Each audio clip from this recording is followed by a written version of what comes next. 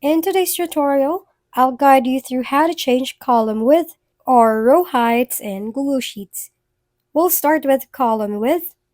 Come to the top of the sheet and place your cursor in between two columns.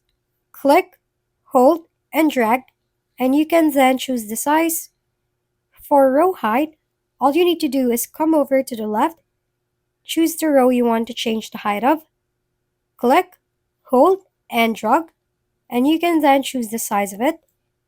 And that's how easy you can change column width and height. This has been Solution Junkie.